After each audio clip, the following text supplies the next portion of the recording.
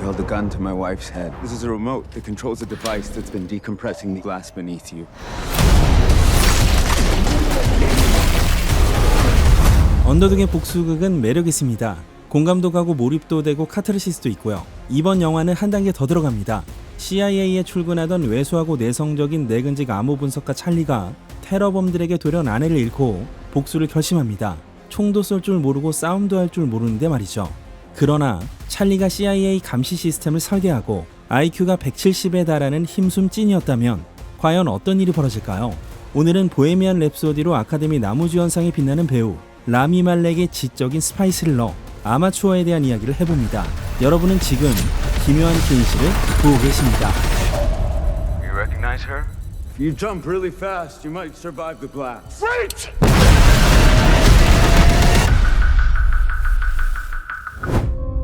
You ever wonder what they do with all the stuff you dig up for them? That's not my job. No, but you never wonder? No, it's the CIA. I gotta trust that they'll make the right call. 찰리는 버지니아주 랭글리에 있는 CIA 본부, 그것도 지하에 창문도 없는 시꺼먼 사무실에서 일하는 암호 해독 파트 내근 직원입니다. 인생의 유일한 빛은 아내 세라이고 교회의 낡은 집에 함께 살며 아내와 나누는 모닝커피 한 잔이 낙인 이 남자에게 일생일대의 불행이 찾아오는데 Bye. Charlie, I think you need to see this.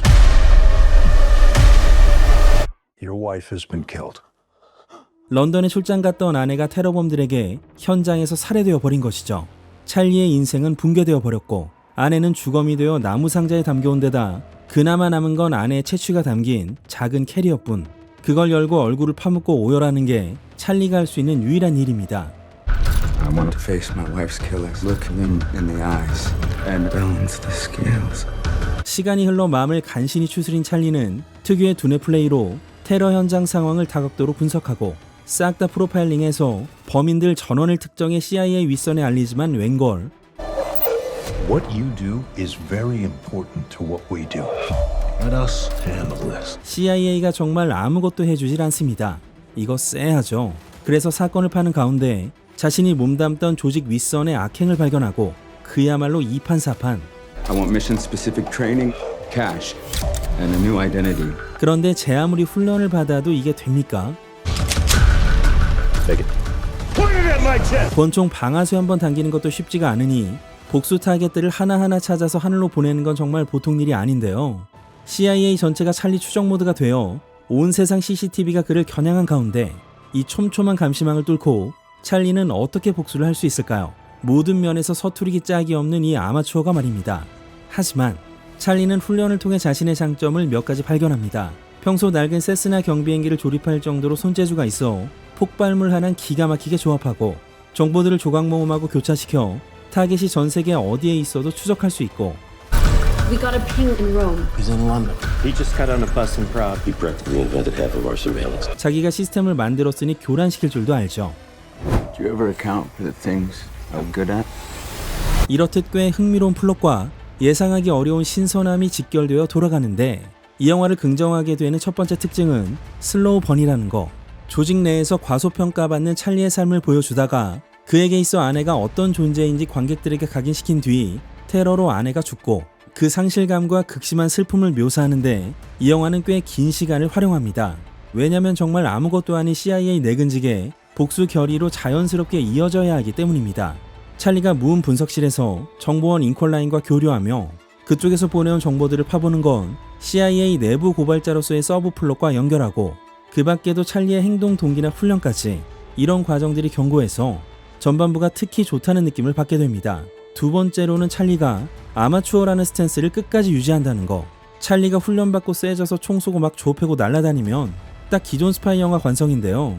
현실감이라는 무게추를 달아서 그렇게 뻗게 만들질 않았어요. 좋게 말하면 현실감, 나쁘게 말하면 아드레날린이 부족하다고 느껴질 텐데요.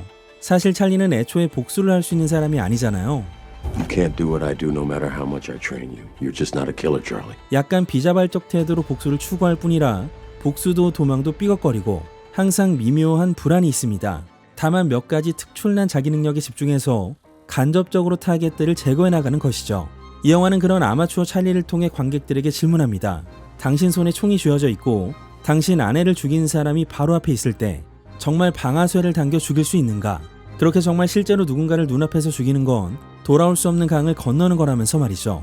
영화 클라이막스에서 찰리는 그 질문에 직면하게 되고 아마추어만이 할 수 있는 선택을 합니다. 찰리를 끝까지 평범하게 묘사하는 것. 그게 이 영화 최고의 미덕이 아닐까 싶어요. 그리고 이 영상 첫 문장이 언더독 이야기였는데요. 언더독의 복수극 패턴은 꽉 잡고 갑니다.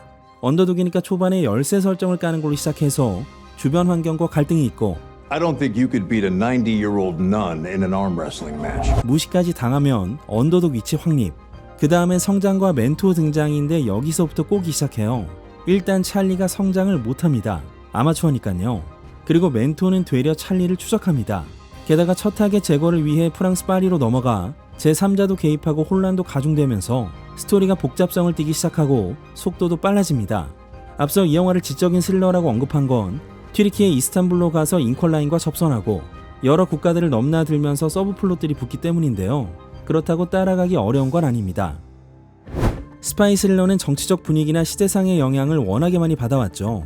냉전 때는 적대 세력이 항상 소련 또는 동구권이었고요. 하다못해 로키4만 해도 미소 경쟁 구도가 드러났습니다.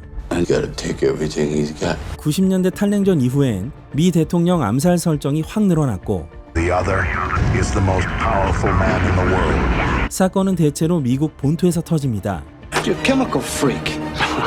I'm a chemical super freak. 외부 위협이 약해지니까 위협 요소를 내부에서 찾았기 때문이죠. 9.11 이후엔 테러와의 전쟁으로 방향을 틀었고요. 중동 이슬람 극단주의 세력이 악의 축이었습니다. This is a fight to the death. 2010년대부터 지금까지는 명확한 국가나 진영보다 복합적인 위협을 설정하고 선과 악의 경계도 모호하게 합니다. The world is changing. 원래 아마추어는 리메이크 영화입니다. 81년 버전 아마추어에선 당시 공산국가였던 체코슬로바키아에서 복수를 시작하는데요. 타겟들이 체코 내 정보기관과 얽혀있어서 개인적인 복수가 국가 간 첩보전 양상으로 번지게 됩니다. 냉전시대답게 말이죠. 그런데 이번 아마추어는 개인의 복수에 집중하고 선과 악의 경계선도 뚜렷하다 못해 악이 미국일 수도 있다는 인식을 주는 영화입니다. 드론 공격으로 동맹국 사람들 수천 명을 죽이고 작전 문서 워딩 싹 바꿔서 그냥 은폐한 뒤에 거짓말하고 그게 국가를 위한 거였다 라고 말할 수 있다는 것이죠. 게다가 찰리는 몇 번 클릭하고 타이핑만 해서 CIA 메인 프레임에 접근하는 남자라 국가도 이념도 상관없는 평범남이 어떻게 행동에 이르게 되었는가에 대한 얘기죠. 아예 관점이 다른 스파이 스릴러라는 거. 이 점이 제가 생각하는 세 번째 긍정 요인입니다. 물론 이걸 단번에 닥돌해서 고발하겠다는 정의감의 저울질이 가능하다고 생각하는 순수한, 아니 순진한 찰리 같은 사람이 있을까 싶기도 합니다. 이런 점이 좀 영화적 낙관이라는 생각도 드네요. 지금까지 여러가지 긍정 요인에 대해 말했습니다만 이 영화엔 결점도 있습니다. 꼽아보자면 첫째, 전반적으로는 탄탄한데 생략적인 부분이 있습니다. 어떻게 한 건지 어떻게 간 건지를 덜 보여줍니다. 이게 무슨 말이냐면요. 가령 수영장 장면은 진짜로 지었기 때문에 비주얼이나 서스펜스가 충분히 좋은데 여기서 했던 복수 트릭을 어떻게 구현했는지 그 준비 과정을 명확하게 보여주질 않습니다. 그리고 찰리의 국가 간 이동 과정도 묘사하지 않습니다. 이러면 또 시간경과 감각이 희미해져요. 몇 달인지 몇 주인지 알 수가 없습니다. 둘째로는 일부 캐릭터들이 충분히 더 활용되었다면 어땠을까? 존 번살이 대표적인 예고, 로렌스 피시번도 살짝 불완전 연소된 느낌인데 근데 또 이 둘이 나오면 화면이 완전히 살아나죠. 반면에 까티리오나 발프가 연기한 잉컬라인은 돋보였습니다. 아마 포드 V 페라리로 많은 분들이 보셨을 거예요. Another satisfied customer. Can I help you, miss? Type of girl who likes the smell of wet gasoline, burnt rubber. 셋째, 이건 순전히 개인적 감상인데요. 라미 말렉이 찰리라는 캐릭터를 해석함에 있어서 한 번 더 꽃 느낌을 받습니다. 어떤 사건 국면 때 찰리에게 감정의 동요가 있다고 치면 눈, 눈썹, 입술, 목이 끊임없이 움직이거든요. 너무 많은 정보량을 얼굴과 몸으로 보여주려 합니다. You're just a nerdy fellow who works on computers. No, I'm exactly the right person.